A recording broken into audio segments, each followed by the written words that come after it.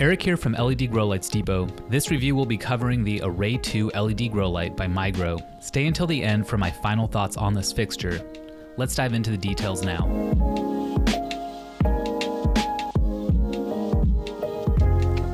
The Array 2 is part of the MIGRO Array series. This series was created by Shane over at MIGRO. Some of you might be familiar with him and his fixtures already. The Array series is made up of the Array 2 125 watt fixture, Array 3 250 watt fixture, Array 4 250 watt fixture, Array 8 500 watt fixture, and the Array 12 750 watt fixture. The Array 2 makes up the base of the Array 4, 8, and 12. These lights are just different combinations of the Array 2. The Array 3 is the only light that is different since it is made to cover a 3x3. The Array 2 arrives in a discrete box disassembled. The assembly is quite easy and there are some simple instructions included on how to put the light together. The light hangs directly from the thick cables using the included ratchet hangers. When set up, the light bar assembly is 18 inches by 39 inches and weighs only 5.7 pounds. The fixture is connected via a long cord to a remote Meanwell driver, which I've hung up inside the grow tent with the included hanging cable for this review. The MIGRO driver houses a dimmer and RJ ports for hooking up a controller and daisy chaining multiple fixtures. The light is compatible with the popular Trollmaster Hydro X and AC Infinity controllers, among other 0 to 10 volt controllers. The dimmer ranges from 100% to 10% and switches to off. An RJ cable is included with each fixture. MIGRO reports the wattage at 125 watts. I measured the wattage and amperage at 115 volts and received a reading of 121 watts at an amperage of 1.06 amps, so on par with the claimed wattage. The light only includes a NEMA 515P 120 volt US plug. If you want to use the light or any light in the Array series on 240 volts, you need to purchase a 120 volt to 240 volt plug adapter. The total light output of the fixture is 337 micromoles per second with an efficacy of 2.7 micromoles per joule. Shane takes his calculations a step further and reports a usable ppf and usable ppe. These came out to 298 ppf and 2.38 ppe.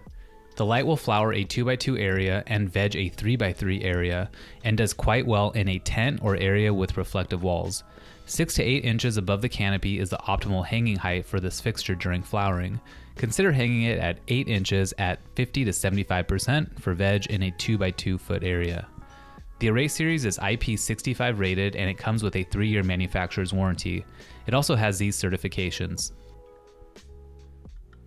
The Array series contains Samsung LM281B 3000K and 5000K 90 CRI diodes and Osram 660 nanometer deep reds. There are not any UV or far red diodes in this fixture. The boards are conformally coated, making them water and dust resistant and are easy to clean without damaging the diodes. I didn't test the PAR on this fixture since the light is meant for a 2x2 area and I have this hung up in a 4x4 space. Shane over at MIGRO does a lot of PAR testing on different lights and I trust his reading, so I'm going to use his chart. Shane tested the light in a 2x2 tent at 3 different heights and settings representing seedlings, veg, and flower. Note that the different heights also have different dimming settings, 30%, 75%, and 100%. The average PAR at 6 inches and 100% intensity was 800 ppfd, which is perfect for flowering in a small space. So what do I think about this fixture and the entire Array series?